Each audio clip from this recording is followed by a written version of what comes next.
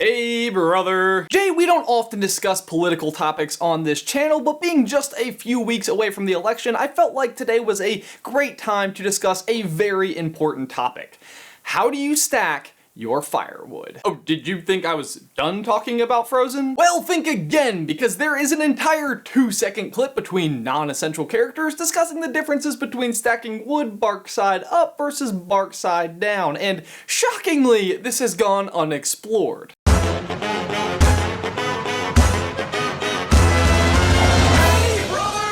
No, you've got the bark facing down. The bark needs to be face up.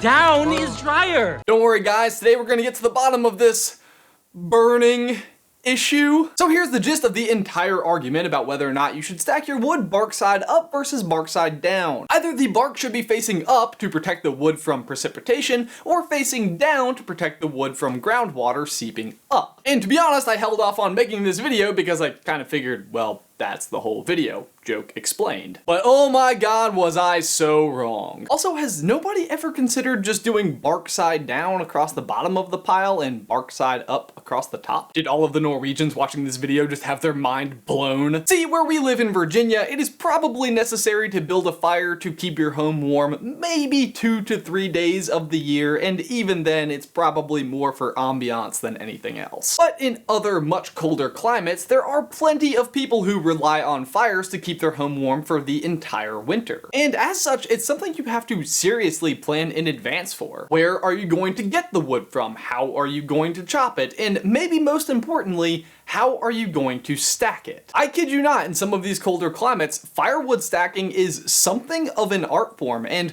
for some, it's even described as a spiritual experience. And that kind of brings us back to this one tiny reference in Frozen, the story behind which is hilarious. It started predictably in Norway after the release of a book called Solid Wood, all about chopping, drying, and stacking wood, and The Soul of Wood Burning by Lars Midting. I hate that they got rid of the soul of wood burning part of the title in the English copy of this. I mean, Norwegian wood, chopping, stacking, and drying the Scandinavian way by Lars Midting just doesn't have the same ring to it. Either way, this book sat atop the Norwegian bestseller list for an entire year. Yeah, that's right, move over Stig Larsson, your girl with the dragon tattoo has been dethroned by How to Dry Firewood. May you rest in peace. Yeah, so maybe it topped the charts in books, but it's not like there was a movie based on it, right? That would be correct. Instead, there was a, I kid you not, 12-hour television program based off of it. And I don't mean 12 hours worth of programming played 1 hour at a time once a week over an entire season. I mean a single 12-hour episode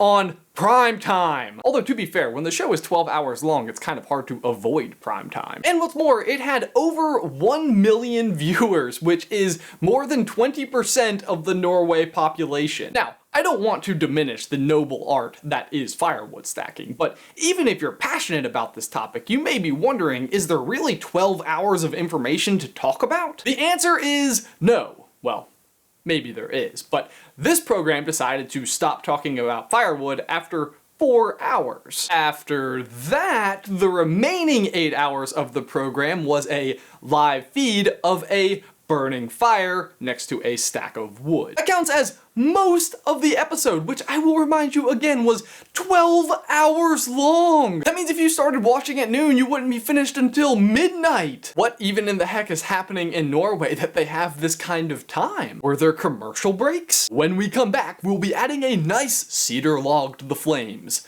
Don't want to miss that. Anyway, it was during this 8-hour fire footage session when the text complaints started rolling in, but they weren't things like, will there be any non-fire broadcasts tonight? No, they loved it. Here is an actual account of the program. When will they add new logs? Just before I managed to tear myself away, they must have opened the flue a little because the flame shot a little higher. And if you think he was being ironic, the viewer goes on to clarify, I'm not being ironic. The complaints were actually sparked by the stack of wood next to the fire and about whether or not it should be stacked bark side up or bark side down. And amazingly, the opinions were 50-50 for and against. I guess you could say it really split the nation. The argument has become a part of Norwegian culture, and as Frozen takes place in Norway, this little scene made it into the movie as a nod to the Scandinavian people. Here's the real kicker though, stacking your wood bark side up or down isn't a really relevant factor when it comes to keeping your wood dry. The important thing is leaving enough airspace between the logs so that air can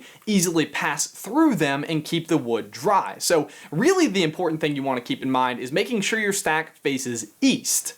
Actually, Ben, I'm pretty sure you're gonna make sure they're facing west. I'm pretty sure that is the same thing. Like, I'm not gonna have this argument with you again. Well, I guess that's one thing to consider, but you also have to decide whether or not you want to do a shaker round or a classic tower. Dome-topped or peak-roofed. Indoors or outdoors. Big logs on top or bottom. As you can see, there is a lot to consider and no end to the amount of interest I have in this topic. Just remember, how you stack your wood says a lot about you, and I will judge you accordingly. Jay, for my question of the day, when you were watching Frozen, did this scene catch your eye? Were you wondering what was going on? And if you live in an area that requires it, how do you stack your wood? Leave your thoughts in the towel section down below. Guys, thanks for watching this video. Be sure to like it and subscribe to the channel if you haven't already. If you'd like to see more Frozen action from us, and believe me, there's a lot of it, you can click right here to see that opening ice harvesting scene explained, or right here to see whether or not Hans is a mirror. Jay, that is everything that I've got for you today, man. I will see you on Tuesday.